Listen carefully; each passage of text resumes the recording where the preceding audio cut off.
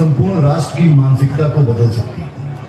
प्राचीन भारतीय ग्रंथों में यह कथन वर्णित है, पृथ्वी पर पाप, अन्याय, अनाचार व शोषण के बढ़ने पर लोगों के उद्धार के लिए महान आत्माएं जन्म लेती। विद्वानों के अनुसार यह कथन सत्य है।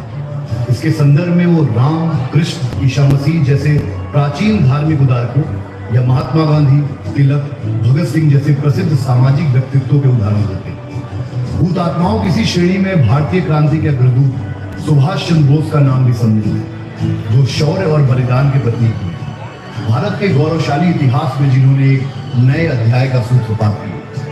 परिस्थितियों से निरपेक्ष, सशक्त, आध्यात्मिक आभा से प्रदीप, चुंबकीय व्यक्तित्व तथा चिंतनशील प्रकृति, हिंद के वीर सुभाष चंद्र बोस की यही पहचान। सन 1857 के बाद भारत में विस्तृत स्तर पर सशस्त्र विद्रोह का शंखनाद करने वाले सुभाष एकमात्र क्रांतिवीर थे। आदर्शवाद। बच्चों, आज अरे सुभाष, आओ आओ, खुश रहो खुश रहो, अपने स्थान पर बैठो। तो सुभाष, आज का हमारा विषय है आदर्शवाद। ज्ञान, सेवा, परिश्रम और नैतिकता। विद्यार्थियों को सदैव इसका अनुसरण करना चाहिए। आप सब मैं और मेरा के विषय को छोड़कर हम और हमें के रूप में अनुभव करना सीखें, तब ईर्ष्या स्वयं ही दूर रहेगी। विद्यार्थियों के लिए ज्ञान, सेवा, परिश्रम और नैतिकता ही आदर्शवाद की नींव होते हैं। विद्यार्थी इस बात की प्रतीक्षा नहीं करता कि उससे सहायता मांगी जाए, बल्कि वो सहायता के लिए हमेशा तैयार रहता है। दूसरों की पीड़ा से वो पीड़ित होता है, दूसरों के सुख से वो सुख का अनुभव करता है। वो कभी नहीं कहता कि मेरे पास सेवा के लिए समय नहीं है, नहीं कहता है कि मैं बहुत व्यस्त या थका हुआ। वो लोगों को अपनी ओर खींच लेता है, जैसे चुंबक लोहे को खींचता है। इसलिए बच्चों, आप सब भी अपने गुणों को पहचानो, आदर्शों का निर्धारण करो, फिर आदर्शवाद की नींव रखो। इसलिए जब हाँ सुभाष। गुरु जी, आप हमें आदर्शवाद के अनुपालन के लिए प्रेरित कर रहे हैं, पर सही मायने में आदर्शवाद क्या है ये मैं समझ नहीं पाया हूँ। आपके अनुसार आदर्शवाद की क्या परिभाषा है? सुभाष, तुम्हारी जिज्ञासा देखकर मैं बहुत प्रसन्न हूं। काफी अच्छा प्रश्न किया तुम। बैठो। मेरे अनुसार ज्ञान, सेवा, परिश्रम और नैतिकता का मिश्रित रूप ही आदर्शवाद है।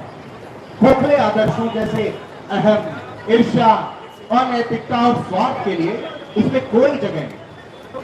मेरे विचार से आदर्शवाद के मुख्य स्तंभ है कि आप सब अपने बड़े बुजुर्गों, माता पिता, देश व समाज की सेवा करें, कठोर परिश्रम द्वारा ज्ञान अर्जित करके उसका सदुपयोग देश हित और समाज कल्याण में करें, नैतिकता को पूरी तरह स्वीकारें, फिर आदर्शवाद की नींव रखें।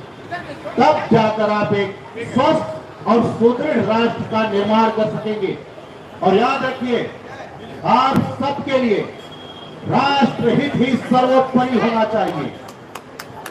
तो बच्चों, आज का हमारा विषय था आदर्शवाद।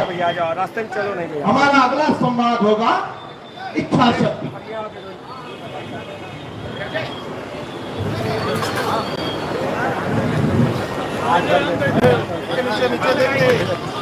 ये ऊपर निकल रहा है।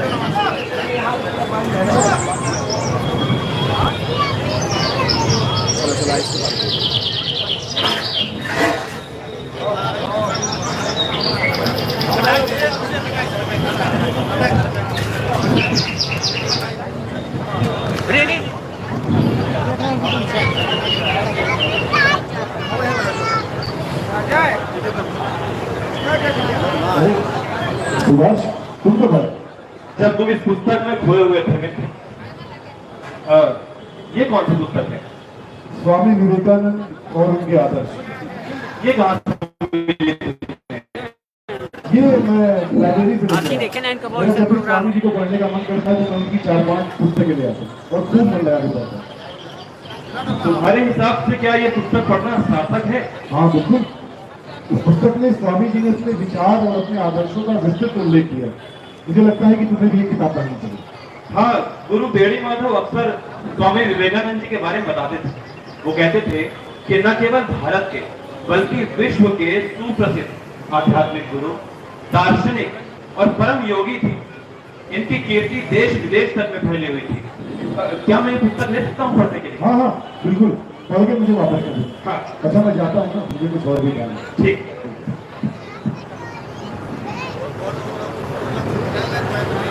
हे मानव, जागो, उठो और लक्ष्य प्राप्ति तक बिना ठहरे निरंतर चलते रहो।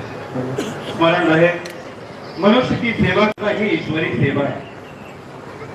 ब्रह्मचर्य एक ऐसा विषय जिसे स्वामी विवेकानंद ने सदैव महत्व दिया। इसके लिए वे संयम और आत्मनियंत्रण के पक्षधर थे।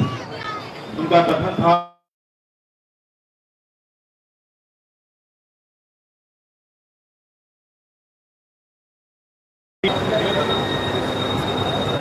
ओजस्वी, शक्तिपूर्ण, तेजवान, ब्रह्मचर्य।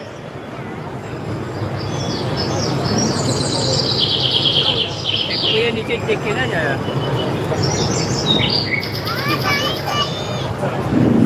हमारे निकल आओ और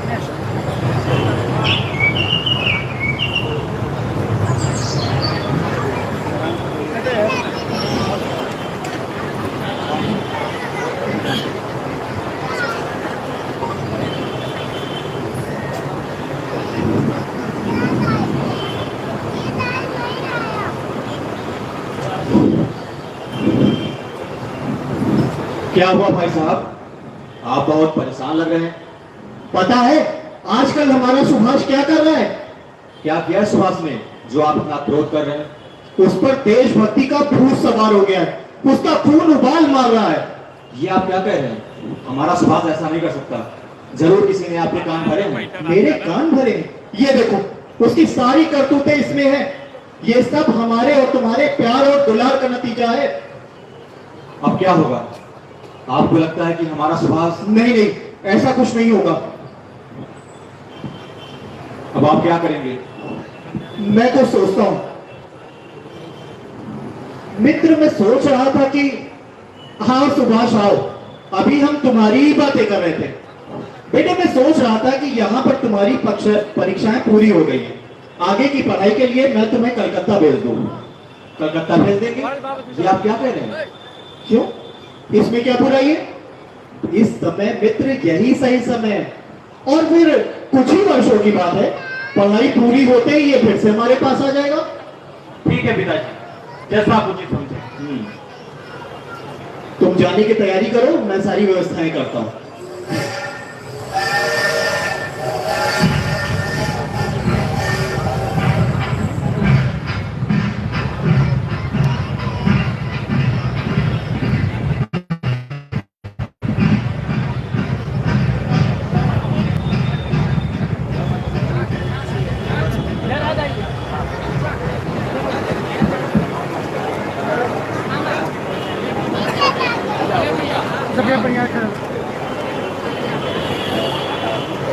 अरे सुभाष, तुम यहाँ?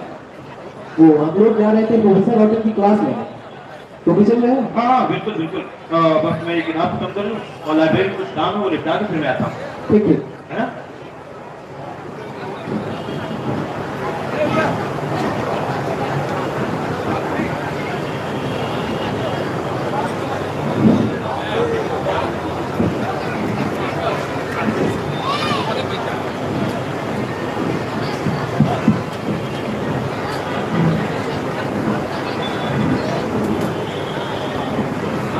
प्रोफेसर होटल भी आता ही होगा। My dear student,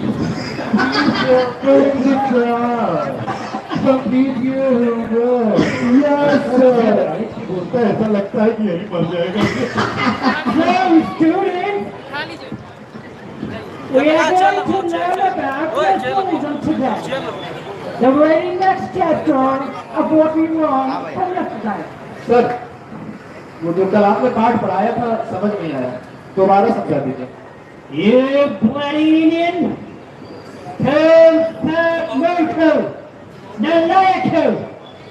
एक बार कुछ भी समझ में तुम्हारे बस की बात नहीं है। मुझे पहले ही समझ जाना चाहिए था कि तुम गधे कभी इंसान नहीं बन सकते। तुम चाहे कितनी भी कोशिश कर लो, रहोगे हमारे पैरों की धूल के बराबर ही। लेकिन सर मैंने कोई गलत बात की नहीं आपसे। ये bloody bastard! क्या हमसे जवाब मांगता? इधर आ! तुम्हारा हिम्मत ही कैसे हुआ? तुम्हारा पढ़ाई में सवाल नहीं लगता, तुम हमसे जवाब नहीं लगता। ये आप क्या कर रहे हैं? आप इसे ऐसे नहीं मार सकते। Bloody hell! How dare you! तुम्हारा हिम्मत ही कैसे हुआ? हमारा हाथ पकड़ लेता। पहले आप इससे माफी मांगिए। प्रभास, हमारा दिमाग तो ठीक है ना? अगर अपना भला चाहते हो तो इस क्लास से निकल जाओ। ये हाथ अब छूटेगा श्रीमान जब आप इससे माफी मांगेंगे। आज पहली बार एक भेड़िए का मुकाबला एक शेर से हुआ है। तुमको मैं शिक्षा का जलवा कर रहूंगा। ये सब क्या है? What's happening here? Sir, are you really looking? Subhash कैसे बदतमीजी कर रहा है? Sir,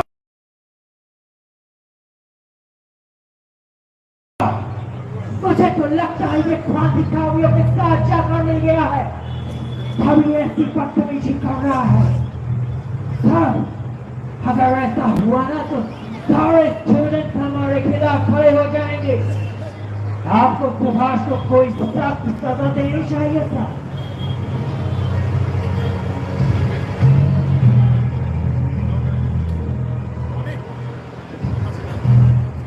सुभाष, तुम एक होनहार छात्र हो। अपने प्रोफेसर के साथ किस तरह की अशिष्टता तुम्हें शोभा नहीं देती है। प्रोफेसर कोटन के साथ तुमने जो व्यवहार किया है वो अशोभनीय है। इसके लिए तुम्हें इनसे माफी मांगनी होगी और चुपचाप जाकर अपनी पढ़ाई पे ध्यान दो। सर, ये इसे पूरी तरह पीट रहे थे। मैंने इन्हें सिर्फ ऐसा करने से रोका है, कोई अशोभनीय कार्य नहीं किया। मैं कुछ नहीं सुनना चाहता हूँ सुभाष। प्रोफेसर कोटन से तुम्हें माफी मांगनी ही होगी, अन्यथा तुम्हारे विरुद्ध सख्त कदम उठाए जाएंगे। अन्याय के आगे झुकना स्वीकार्य नहीं है मुझे। और रही बात इससे माफी मांगने की, उसका तो प्रश्न ही नहीं उठता। अब आपको जो कार्यवाही करनी है आप कर सकते हैं। तो ठीक है सुभाष, मैं तुम्हें पूरे 1 महीने के लिए इस कॉलेज से सस्पेंड करता हूं।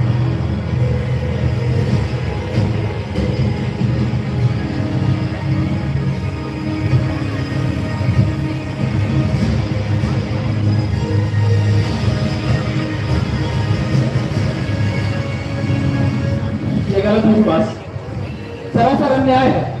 अगर गलती ऑटन की है तो माफी भी उसे ही मांगनी होगी और इस प्रिंसिपल को अपना तुरंत ही फरमान वापस लेना ही पड़ेगा।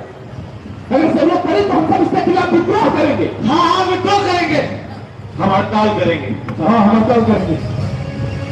प्रोफेसर रोटर मुर्दाबाद, मुर्दाबाद। प्रोफेसर रोटर मुर्दाबाद, मुर्दाबाद। प्रोफेसर रोटर मुर्दाबाद, मुर्दाबाद। प्रोफेसर रोटर मुर्दाबाद, मुर्दाबाद। प्रोफेसर रोटर मुर्दाबाद, मुर्दाबाद। प्रोफेसर रोटर मुर्दाबाद, मुर्दाबाद। प्रोफेसर रोटर मुर्दाबाद, मुर्दाबाद। प्रोफेसर रोटर मुर्दाबाद, मुर्दाबाद। प्रोफेसर रोटर मुर्दाबाद, मुर्दाबाद। प्रोफेसर रोटर मुर्दाबाद, मुर्दाबाद। प्रोफेसर रोटर मुर्दाबाद, मुर्दाबाद। सुभाष, मैं तुमसे कुछ बात करना चाहता हूं।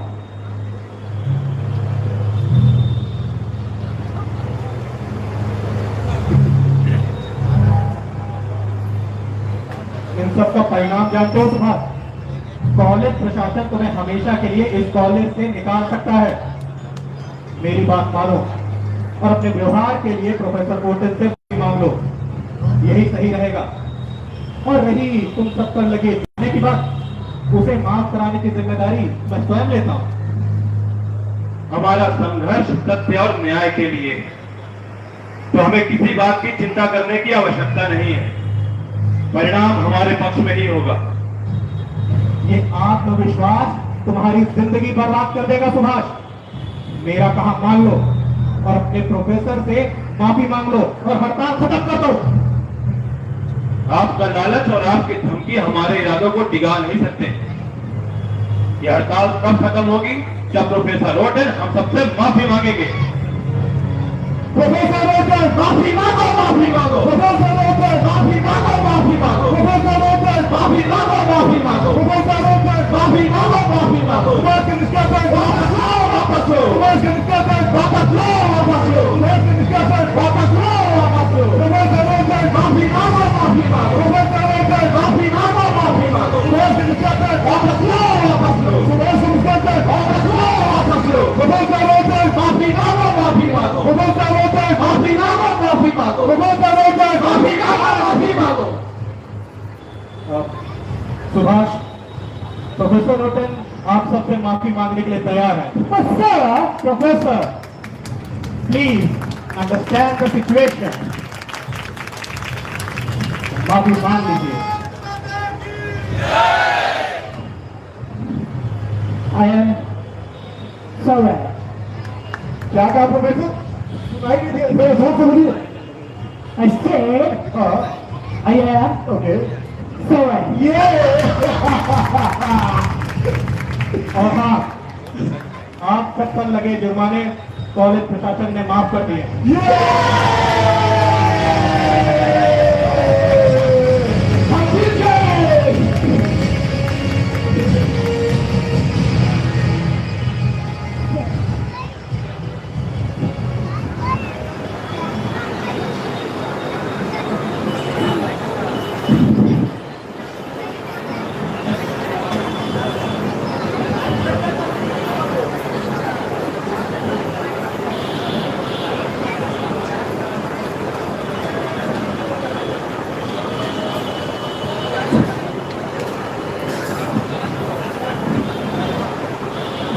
सुभाष, आज कॉलेज में फिर से हंगामा हो गया। क्या हुआ? प्रोफेसर रोटन ने इसको बुरी तरह से पीट दिया। ये बर्दाश्त से बाहर है सुभाष। प्रोफेसर रोटन का कुछ तो करना ही पड़ेगा। कुत्ते की पूंछ इतनी जल्दी सीधी नहीं होती। सुभाष, बुरा नहीं बोलते। आज तुझे मैं छठी का दूध याद दिलाकर रहा हूं। सुभाष, तुम यहाँ क्या कर रहे हो? अपनी दोस्तों से मुंह छिपाए हो? ये ब्लडी बास्टर्ड!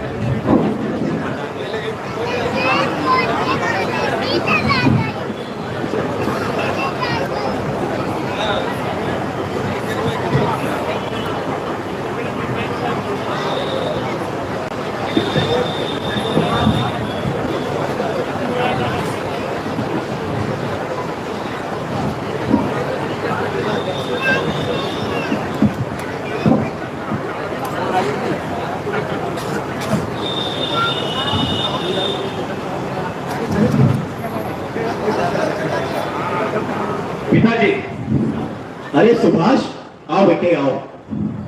खुश हो बेटे, खुश हो। बेटे, तुमने परीक्षा में प्रथम स्थान हासिल किया है। स्कूल हो या कॉलेज, तुमने हमेशा मेरा सिर गर्व से उठाया है, जिससे मेरे हृदय में असीम खुशी है। इतनी खुशी मुझे कभी प्राप्त नहीं हुई जितनी तुम्हारी सफलता से प्राप्त हुई। ये सब आपके आशीर्वाद और स्नेह का परिणाम है पिताजी, इसीलिए मैं सफल हो सका। बेटे, मैं तो सिर्फ अपने कर्तव्यों का निर्वाह कर रहा हूं। ये सब तुम्हारे कठिन परिश्रम और लगन का नतीजा है। लेकिन बेटे, लेकिन क्या पिताजी? बेटे मैं चाहता हूं कि तुम इतने योग्य बनो कि दुनिया तुम्हारे कदम चूमे। जो लोग तुम्हें अयोग्य और उदंडी समझते हैं वो एक नया सुभाष देखें। बेटे मेरी इच्छा है कि तुम भारतीय सिविल सेवा की परीक्षा में बैठो और उसे उत्तीर्ण करो। लेकिन पिताजी, ये परीक्षा तो लंदन में होती है। वहां जाना रहना ये सब कैसे होगा? बेटे तुम उसकी चिंता मत करो, वो सारी चिंताएं तुम मुझ पे छोड़ दो। तुम बस जाने की तैयारी करो। लेकिन पिताजी, मैं मनोविज्ञान में एमए करना चाहता हूँ। मनोविज्ञान में एमए करना चाहते हो? एमए करने के लिए तुम इस सुनहरे अवसर को गंवाना चाहते हो? ये अवसर हर किसी को प्राप्त नहीं होता। और बेटे, एक बार तुमने ये परीक्षा पास कर ली ना, तो एमए किए हुए लड़के तुम्हारे आगे पीछे दौड़ेंगे। लेकिन पिताजी, मैं भारतीय सिविल सेवा की परीक्षा नहीं देना चाहता। क्या? मैं जान सकता हूं क्यों? ये अंग्रेज हम भारतीयों पर मनमाने तरीके से अत्याचार कर रहे हैं। टैक्स और लगान के नाम पर गरीब मजदूर किसानों का खून चूस रहे हैं। और आप क्या चाहते हैं कि मैं सरकारी पद पर बैठकर अपने ही भारतीयों पर अत्याचार करूं? नहीं पिताजी, मैं अंग्रेजों का साथ नहीं दे सकता। साफ साफ क्यों नहीं कहते कि तुम्हें परीक्षा देने से डर लगता है? तुम जानते हो कि यह परीक्षा पास करना तुम्हारे बस की बात ही नहीं है। अरे कायर हो तुम।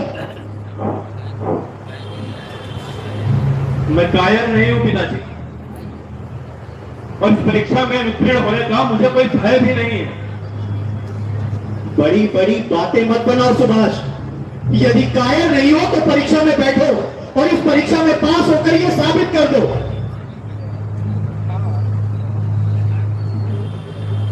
ठीक है, आपकी खुशी के लिए मैं परीक्षा में बैठूंगा। मेरे जाने का इंतजाम कर दीजिए। सारे इंतजाम हो जाएंगे।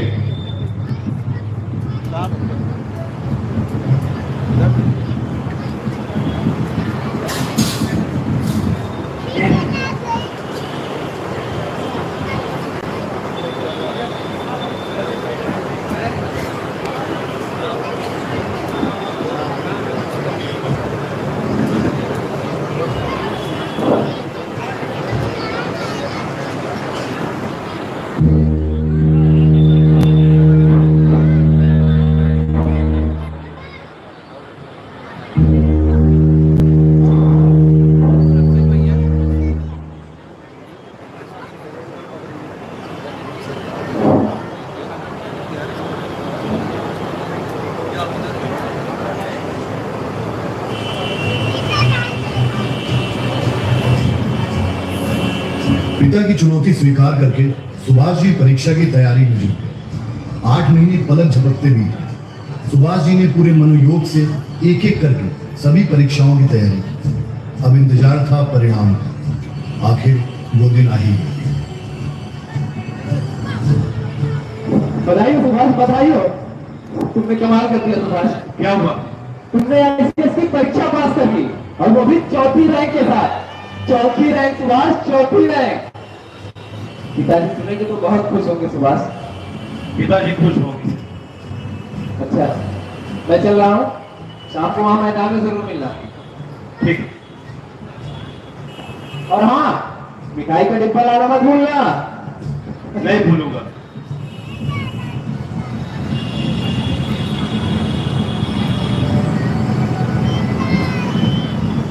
मैं कायर नहीं था पिताजी, कायर नहीं था मैं। आपकी खुशी के लिए मैंने ये परीक्षा भी दी और उत्तीर्ण भी हुआ।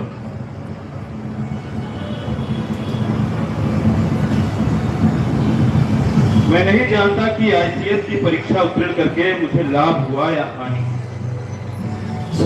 लेकिन ये सोचकर संतोष हुआ कि माता पिता और अन्य परिजन प्रसन्न हैं।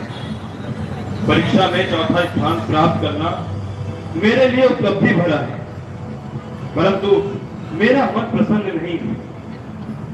नौकरी में मुझे सम्मान मिलेगा, अच्छा वेतन, ऐश्वर्य, भोग विलास मेरे अधीन होंगे, मुझे राज्य के उच्च अधिकारी के रूप में पहचान मिलेगी, इसमें संदेह नहीं है। परंतु मैं आत्ममंथन करता हूं तो मन में एक विचार उठता है कि क्या यही मेरे जीवन का उद्देश्य है? तब निष्कर्ष निकलता है कि कष्टों और दुखों से रहित इस जीवन का क्या औचित्य। जब मेरे गुलाम देश के निवासी 2 वक्त की रोटी के लिए जूझ रहे हैं, मैं इस पद को स्वीकार करके मैं देश की गुलाम जंजीरों में एक कड़ी की बढ़ोतरी करूंगा। मैं देश की सेवा करना चाहता हूं। ये नौकरी करना मेरे लिए संभव नहीं है। आपका सुभाष।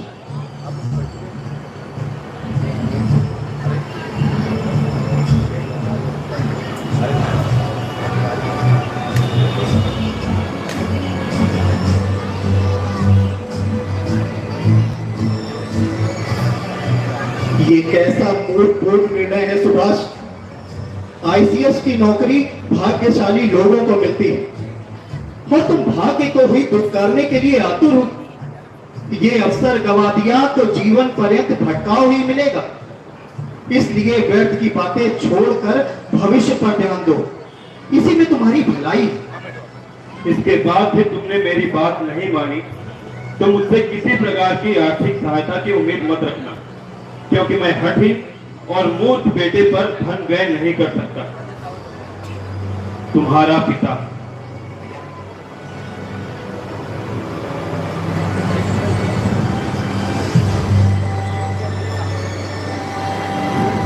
यद्यपि उद्देश्य पूर्ण हो चुका है, परंतु मेरी मंजिल ये नहीं। मेरा लक्ष्य राष्ट्र की स्वतंत्रता और भारतीय गौरव की पुनर्स्थापना करना है। सरकारी पद पर नियुक्त होकर मैं अपने ही देशवासियों पर अत्याचार नहीं कर सकता। मैं पापमयी शासन का हिस्सा नहीं बन सकता। इसलिए मैं अपने निर्णय पर अडिग हूं।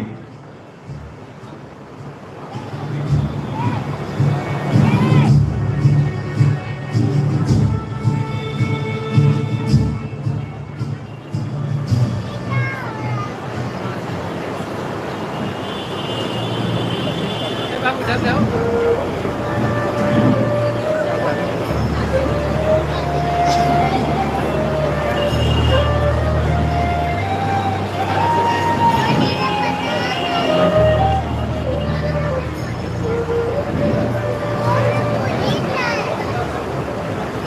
मैं सभी देशवासियों से ये अपील करता हूँ कि हमारे साथ इस असहयोग आंदोलन में शामिल हो जाएं।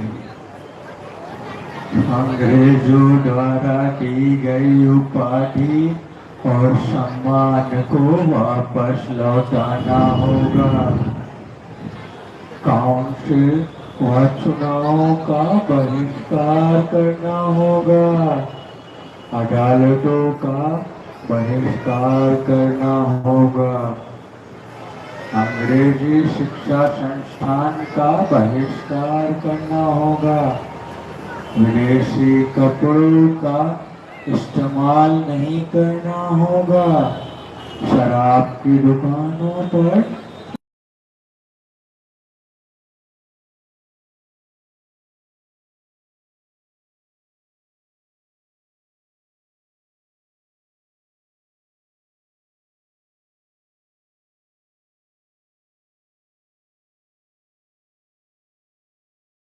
कोने कोने तक पहुंचाने में हमारी मदद करें। जी बाबू। मैं सुभाष चंद्र बोस। और सुभाष, तुम जैसे त्यागी देशभक्ति का मैं स्वागत करता हूँ। आप मुझे पहचानते हैं बापू? अपनी आत्मा की आवाज सुनकर जिसने सरकारी नौकरी को ठुकरा दिया, घर परिवार छोड़कर जो देश सेवा के लिए दृढ़ प्रतिज्ञ हो, उस सुभाष को भला कौन नहीं जानता होगा। आओ सुभाष, मेरे पास बैठो।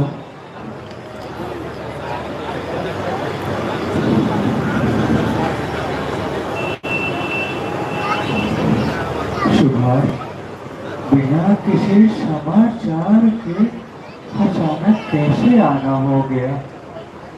आपके सानिध्य में बैठने की बहुत दिनों की इच्छा थी और कुछ मन में अनसुलझे प्रश्न भी हैं जिनके जवाब जानना चाहता हूं। तो मेरी पहली इच्छा तो पूरी हुई आपके सानिध्य में बैठने की। अब कुछ प्रश्न हैं, अगर उनके उत्तर भी मिल जाए तो धन्य हो जाऊंगा। मैं तुम्हारे सारे प्रश्नों के उत्तर देने का प्रयास करूंगा। मैं तुम्हें सुझाव देता हूँ कि तुम्हें रतन दास के पास जाना चाहिए। जो आ गया बाप।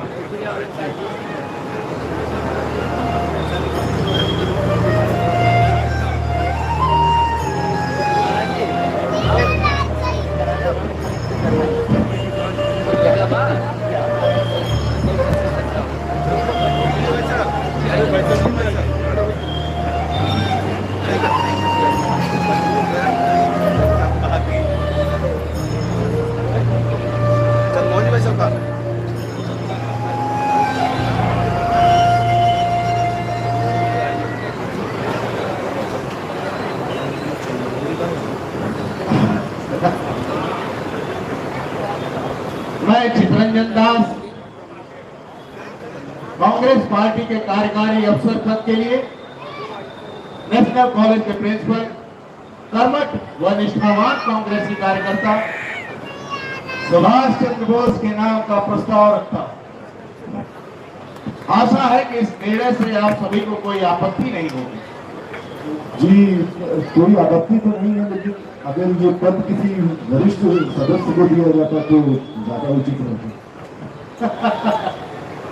हमें इस पद के लिए वरिष्ठ सदस्य की अपेक्षा एक ऐसे युवा की आवश्यकता है जो उत्साह के साथ पार्टी का प्रचार कर सके, युवाओं के अंदर देशभक्ति का मंत्र फूंककर उन्हें आंदोलन से जोड़ सके। और हमें उम्मीद है कि सुभाष हमारी उम्मीदों पर खरे उतरेंगे। और जहां तक वरिष्ठ सदस्यों की बात है तो उनका मुख्य काम युवाओं का उचित मार्गदर्शन करना है।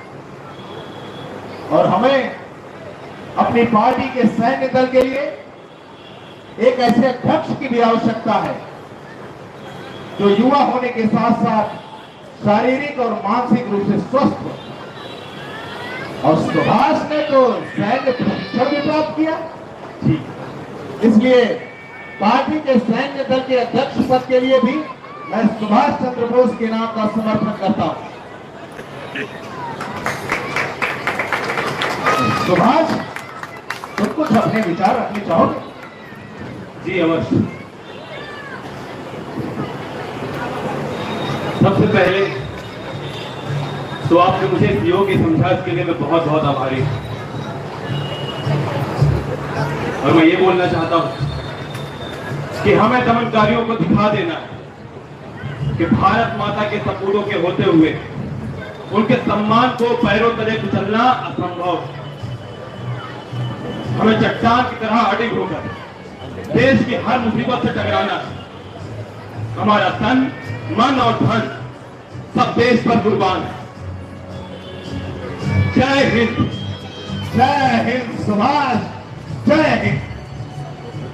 हमें तुमसे यही उम्मीद है कि तुम पार्टी को आगे ले जाओगे। तुम्हें कार्यकारी अफसर पद के लिए और पार्टी के सैन्य दल अध्यक्ष पद के लिए ढेर सारी शुभकामनाएं सुभाष, ढेर सारी शुभकामनाएं। भारत माता की जय, भारत माता की जय, भारत माता की जय।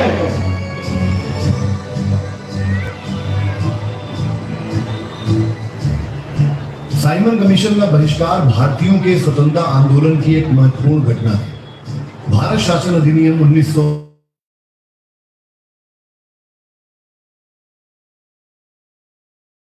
की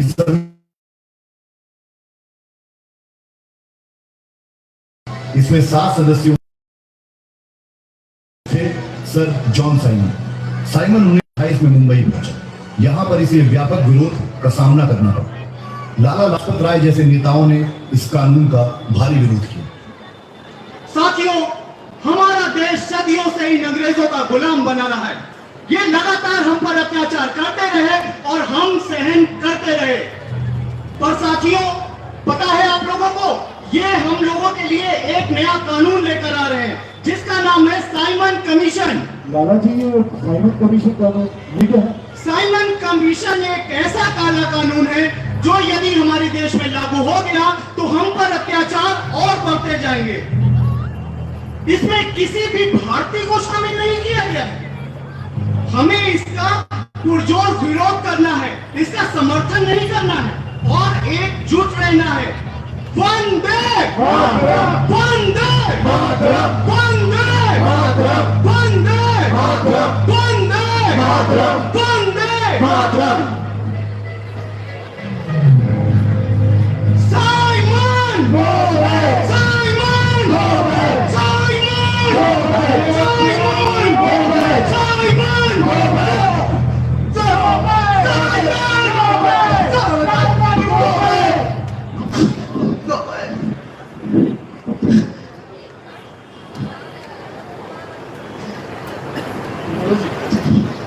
मेरे ऊपर किया गया एक केस पर अंग्रेजी हुकूमत की ताबूत की कील बनेगा। देश से है प्यार तो हर पल ये कहना चाहिए, मैं रहूं या ना रहूं, भारत ये रहना चाहिए।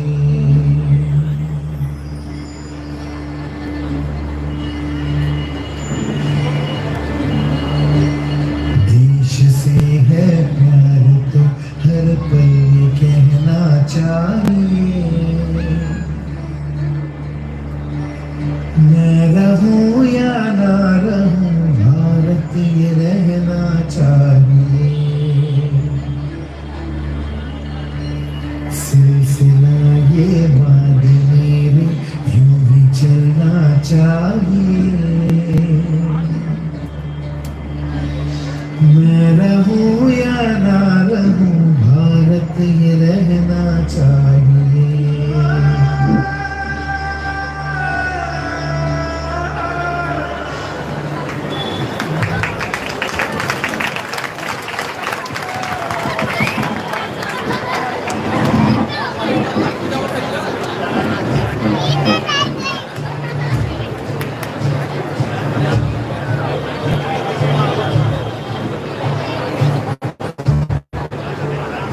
लाला लाजपत राय की मृत्यु का बदला लेने के लिए भगत सिंह, राजगुरु, सुखदेव ने इस फोर्ट को मारने की योजना बनाई, लेकिन गलती से पुलिस अफसर सैंडर्स को गोली मारी। इस घटना के बाद तीनों क्रांतिकारियों ने ब्रिटिश सरकार का विरोध करने के लिए असेंबली में बम दिए और बाद में खुद को सरेंडर भी किया, लेकिन बाद में अंग्रेजी हुकूमत ने इन्हें फांसी की सजा सुनाई। ये घटना आजादी के संघर्ष में क्रांतिकारी आंदोलन की एक बड़ी मिसाल बनी। भगत सिंह की शहादत ने भारत के स्वतंत्रता संग्राम में एक नई ऊर्जा का संचार किया।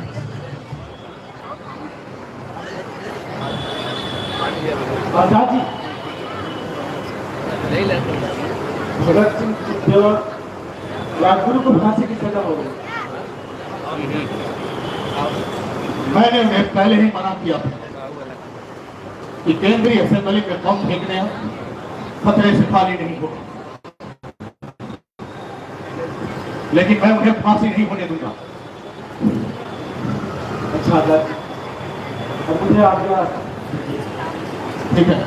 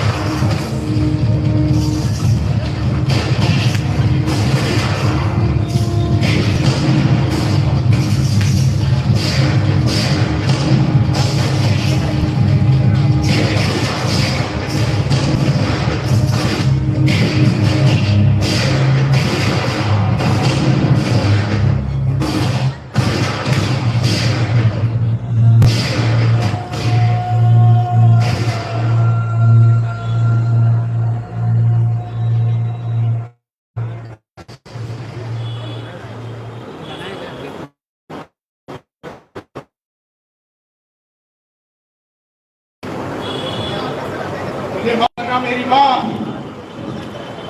मैं आपकी इतनी ही सेवा कर सका।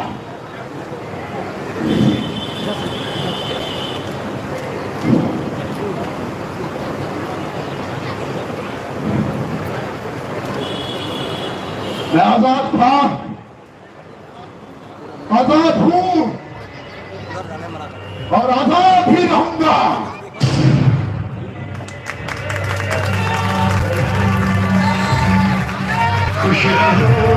खुश रहो अहले वतन, हम अपना फर्ज निभा के चले, कभी बुझने न देना उस आग को, आग सीनों में हम जो लगा के चले।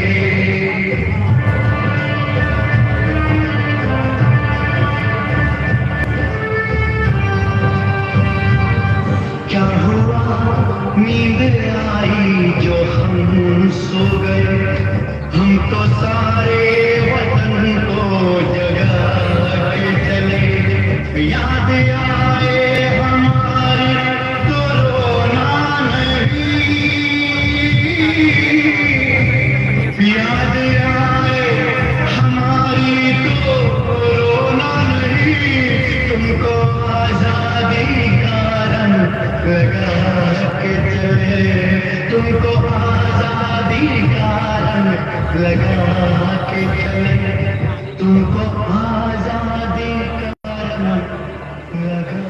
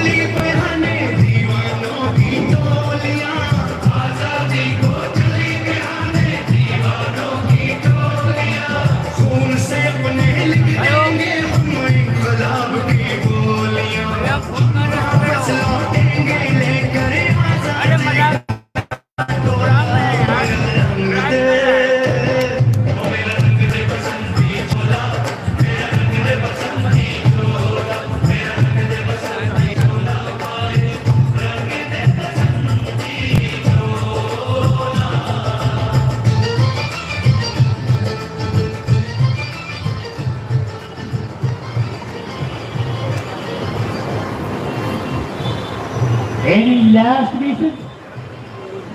कोई आखिरी इच्छा?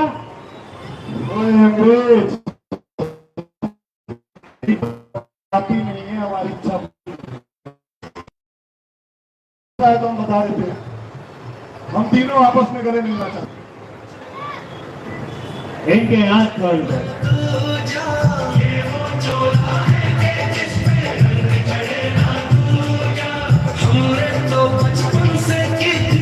चोले की पूजा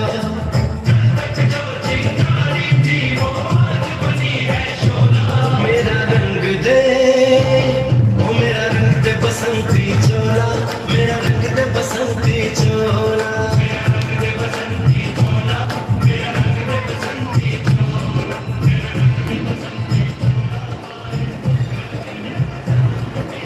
सरफरोशी की तमन्ना अब हमारे दिल में है, देखना है जोर कितना बाजुए कातिल में है। इंकलाब जिंदाबाद, इंकलाब जिंदाबाद, इंकलाब जिंदाबाद, इंकलाब जिंदाबाद, इंकलाब जिंदाबाद, इंकलाब जिंदाबाद, इंकलाब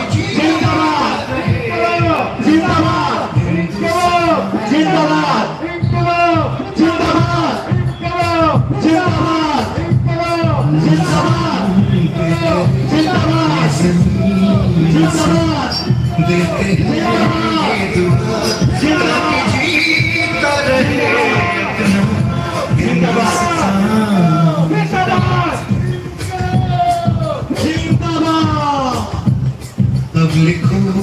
इसके आगे की तुम दास्तां फर्ज कर दो अदा ताकि जीता रहे हिंदुस्तान। दोस्ती साथी हम चले दिल चले अपना दिल अपनी जान ताकि जीता रहे अपना हिंदुस्तान।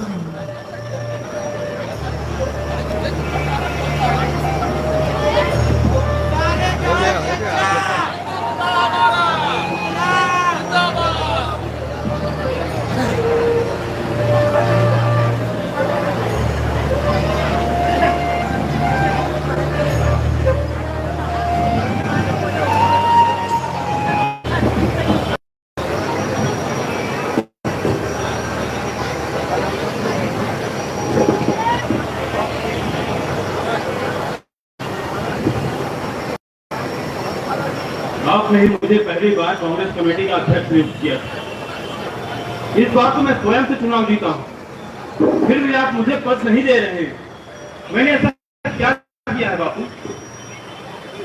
गांधी को अपने आत्मा की आवाज भी सुननी चाहिए। क्या आपको ऐसा लगता है कि मैं आपके बताए मार्ग पर नहीं चलूंगा?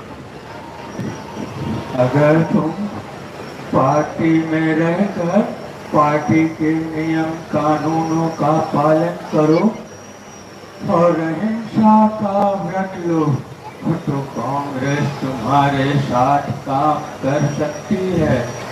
अहिंसा एक समय पर अच्छा हथियार था, वो समय शांति का था बाबा। अब जब विश्व में चारों तरफ जंग के नगाड़े बज रहे हैं, उसमें आपकी शांति की बांसुरी कौन सुनेगा? मुझे दुख है सुभाष, तुम्हारी इसी सोच की वजह से कांग्रेस ने तुम पर बैन लगाया और आज मुझे कांग्रेस का साथ देना पड़ रहा है। क्या आपको ऐसा नहीं लगता बापू कि दूसरे विश्व युद्ध का फायदा उठाकर अगर हमने अंग्रेजों को बाहर नहीं खदेड़ा तो हमें दोबारा ऐसा मौका नहीं मिलेगा? गलत है। दुश्मन को मुसीबत के समय दबाना गलत है।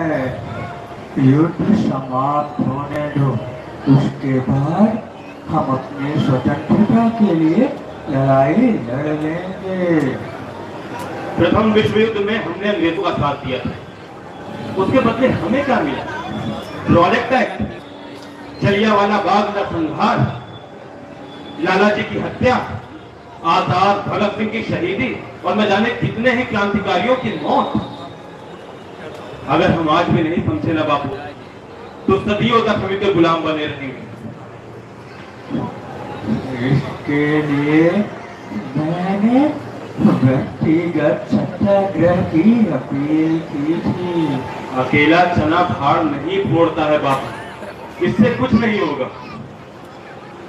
तो ठीक है, तुम अपने रास्ते चलोगे और मैं अपने रास्ते चलूंगा। क्या हमारी मंजिल एक नहीं है बापू? आजादी। आप मुझे इस तरह पार्टी से अलग नहीं कर सकते। मेरा प्यार पत्थर से भी कठोर है और फूल से भी कोमल। तुम मेरे बिगड़े बेटे हो सुभाष, हालांकि अब मैं तुम्हारी नजरों में गिर चुका हूँ, परंतु तुम्हारे लिए मेरा प्यार कभी कम नहीं हुआ है। भले ही हमारे रास्ते अलग क्यों न हो चुके हों। कभी आपने ही कहा था बाबू कि अगर मैं कभी अकेला पड़ जाऊं और सत्य मेरे साथ हो तो उस मार्ग पर आगे बढ़ने से मत डरना। मैं तुम्हारे तरीकों से सहमत नहीं हूँ सुभाष। अगर तुम अपने तरीकों से देश को आजादी दिला सके तो सबसे पहले तुम्हारी पीठ थपथपाने मैं ही आऊंगा।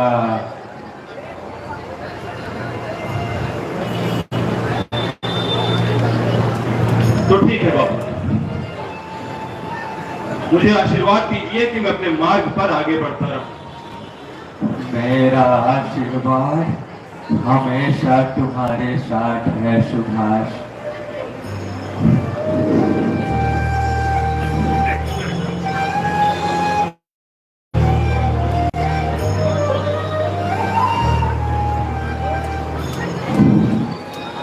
अगर सब हिंसा के मार्ग पर चले जाएंगे तो समाज का विनाश निश्चित है।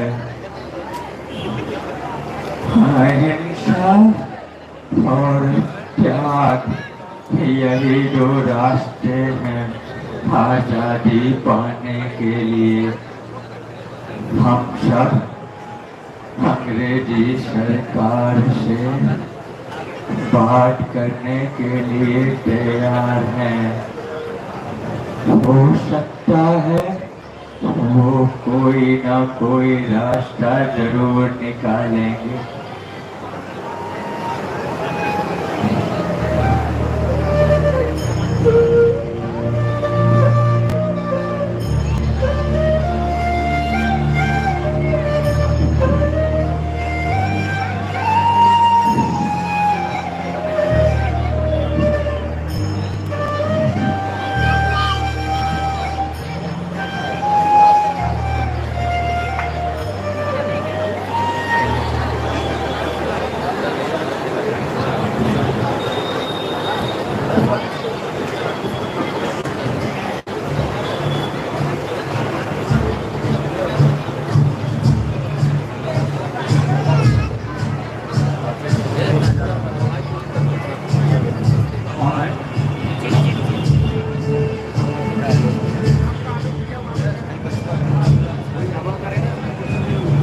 अन्याय और हिंसा,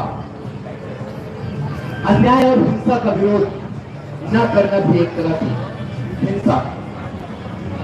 हमारा देश तो सदैव से एक संस्कृति, एक विचारधारा, एक पितृभूमि, एक मातृभूमि, एक पुण्य भूमि और एक कर्म भूमि, इसका प्रतीक रहा है। और इस देश में भारत के उन सभी युवाओं को इस देश की संप्रभुता, अखंडता और इस देश को सुदृढ़ बनाने के लिए आगे आने की आवश्यकता है। इस देश के उन युवाओं को जिनके हाथों में इस देश का भविष्य निर्भर करता है, आज आवश्यकता है किताब उठाने के साथ साथ शस्त्र उठाने की। हमें इस देश को सुदृढ़ और मजबूत बनाने के लिए शास्त्रों के साथ साथ शस्त्र का भी ज्ञान होना आवश्यक है, क्योंकि किसी ने बहुत खूब कहा है, जिस ओर जवानी चलती है उस ओर जमाना चलता है। और हमारे देश की दशा और दिशा निर्धारण करने के लिए एक हाथ में कलम तो दूसरे हाथ में बंदूक की आवश्यकता है। और बंदूक की नोक की दिशा हर उस दमनकारी की तरफ होनी चाहिए जो इस देश की नींव को हिलाने की जरा भी कोशिश करना चाहता है। आज देश के युवाओं को यदि शस्त्र हाथों में देने की जरूरत आ पड़ी है तो वह आवश्यकता की पूर्ति बताने के लिए मैं हूं। आज इस देश में प्रशिक्षण संस्थानों में सैन्य प्रशिक्षण भी अनिवार्य होना चाहिए, ताकि देश के एक युवा के हाथों में हथियार। अरे सुभाष, बहुत अच्छा लगा तुम्हें देखकर। आइए बैठते हैं।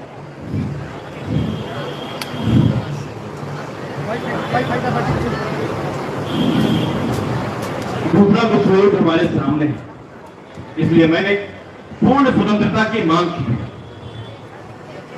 जी बिल्कुल ठीक कहा आपने। जनता के दिल में अंग्रेजों के खिलाफ उत्साह बनाए रखना है। लेकिन सुभाष जी, मुझे ऐसा लगता है तो कि इस तरह से तो सरकार आपके खिलाफ हो जाएगी और आप जेल भी जा सकते हैं। और जैसी वर्तमान की परिस्थितियां हैं, इस समय आपका जेल जब तक तो बिल्कुल उचित नहीं, और आंदोलनों में आपकी आवश्यकता है कि आपके लिए रासबिहारी बोस जी का पत्र है।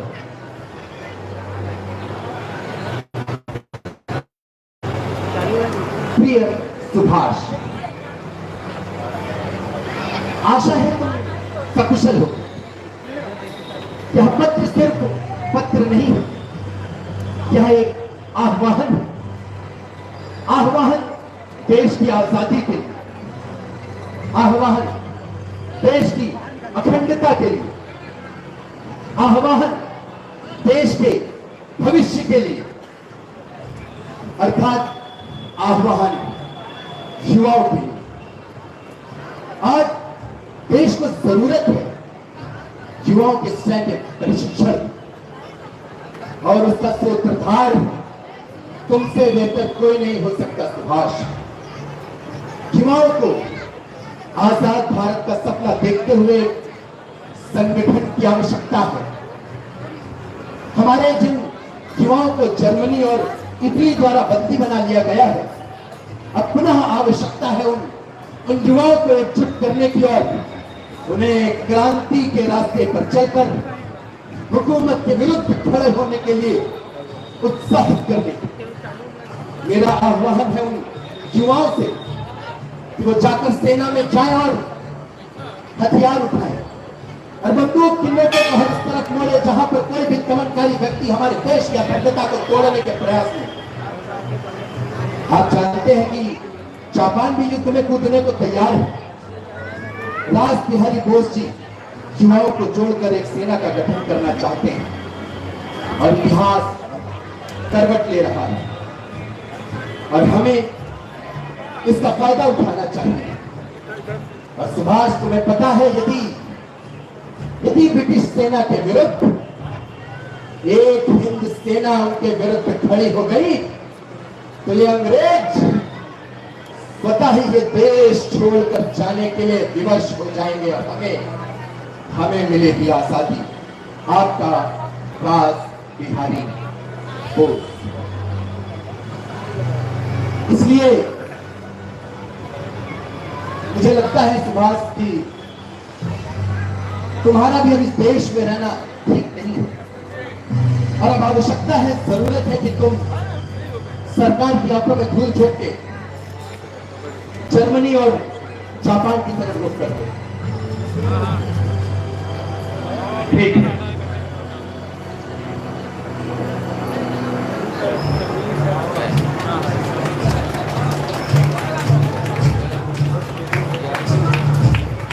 गांधी जी से विचारों का मतभेद होने के बाद सुभाष चंद्र बोस ब्रिटिश हुकूमत को चकमा देकर भारत से चले। वो वहां से बर्मा गए, जर्मनी गए, हिटलर से मिले, जापान गए, जापानी प्राइम मिनिस्टर से मिले और सिंगापुर भी गए। बाद में उन्होंने अपनी एक आर्मी बनाई और ब्रिटिश हुकूमत के खिलाफ सबसे बड़ी जंग का ऐलान किया।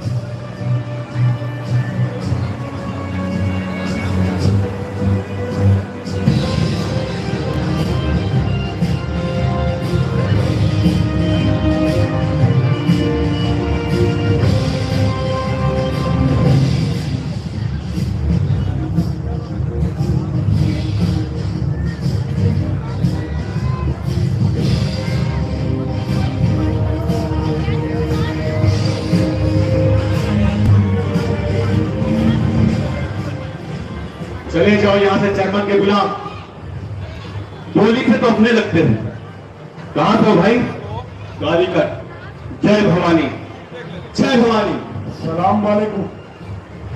वालेकुम अस्सलाम जनाब। आप कहां से हो? मेरठ से हूँ। वही मेरठ, जहां से 1857 में जंग आजादी की शुरुआत हुई थी। हाँ, और उसी आजादी में अंग्रेजों ने मेरे दादाजी को तोप के गोलों से उड़ा दिया। और तुम उन्हीं के कातिलों के साथ काम कर रहे थे। क्या मुझे दिखाओगे अपने दादा जान को कयामत के रोज? अगर मुझे मौका मिले तो अंग्रेजों के सीने में इतनी गोलियां उतारूंगा कि उनकी सांप पुश्तें भी याद रखेंगी। हाँ, तो वो मौका आ गया है। वो मौका आ गया है अपने वतन के लिए एकजुट होने का। वो मौका आ गया है वो भाई जो वहां पर हमारा इंतजार कर रहे हैं उनके लिए लड़ने का। करबला के मैदान में भी रसूल करम के नवासे इमाम हुसैन ने अपने हक की लड़ाई के लिए खुद अपने परिवार को कुर्बान कर दिया। वीर अर्जुन भी, उसके सामने गुरु द्रोणाचार्य और पितामह भीष्म की प्रतिज्ञा थी। फिर भी उसने उन सब के खिलाफ धनुष उठाया जो कल तक उसके अपने थे, पर उसने सच्चाई की राह नहीं छोड़ी। हमारा वतन, हमारी मातृभूमि, हमारी भारत मां हमें उसी सच्चाई और हक की जंग लड़ने के लिए बुला रही है। हम सबको एक होना पड़ेगा। अब ये आपको तय करना है कि आपको शहीद कहलाना है या यहीं पर घुट घुट कर मरना है। और ये तो मुमकिन है, हमें शहीद होना है। भारत माता की जय, भारत माता की जय, मातृभूमि की जय, मातृभूमि की जय।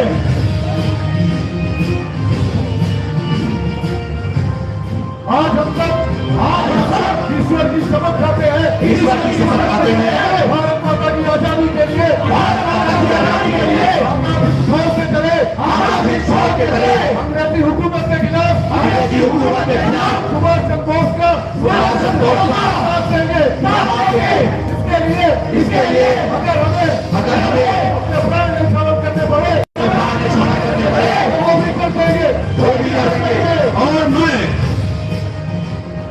सुभाष चंद्र बोस अपने आजाद हिंद फौज का सेना नायक अपने वतन, अपने मातृभूमि की आजादी के लिए इस सेना का नेतृत्व करूंगा। जय हिंद, जय हिंद।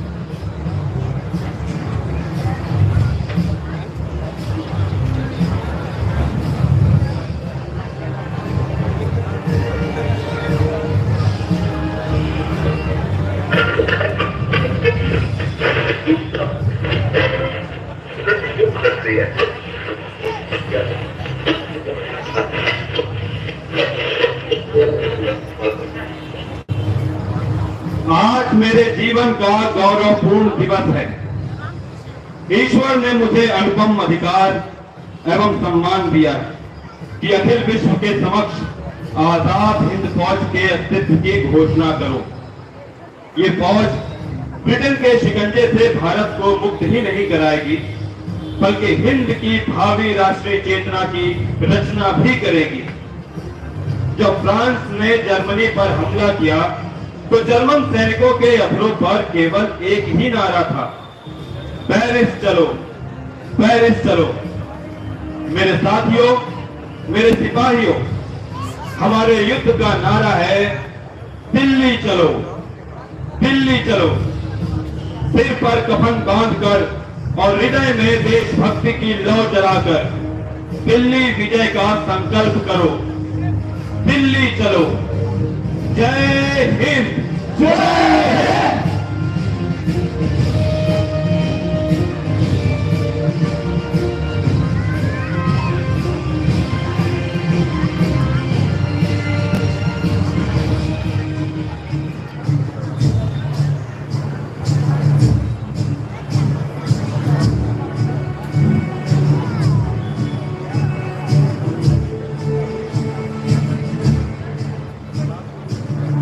मेरे साथियों, मेरे सिपाहियों,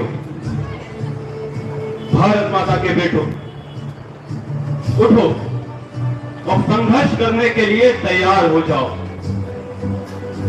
गुलामी की बेड़ियों में जकड़ी भारत माता स्वतंत्रता के यज्ञ में मस्तकों की बलि मांग रही है। अपने रक्त से मस्तक पर तिलक करो, अपने हथियार उठाकर मां के चरणों में खुद को समर्पित कर दो। हमारे बंधु, हमारे भाई आशाओं के साथ हमारी राह देख रहे हैं। मेरे वीरों, मेरे साथियों, आज वो दिन आ गया है जिसकी वर्षों से हमें प्रतीक्षा थी। अब दिल्ली दूर नहीं है, अब हमें और आजादी में सिर्फ इतनी सी ही दूरी है। अपने अस्त्रों को उठाओ जो दुश्मनों को रक्त में डुबोने के लिए आतुर हैं। हमारे हाथ जो अत्याचारियों को बाहर से खदेड़ने के लिए तैयार है। मेरे वीरों, मेरे साथियों, मेरे सिपाहियों, मुझे तुम्हारा विश्वास चाहिए, मुझे तुम्हारा साहस चाहिए, मुझे तुम्हारा मस्तक चाहिए, मुझे तुम्हारा रक्त चाहिए, मुझे वो सब कुछ चाहिए जो मातृभूमि को समर्पित कर सकते हैं। इसलिए मैं आह्वान करता हूं कि तुम मुझे खून दो और उसके बदले मैं तुम्हें आजादी दूंगा।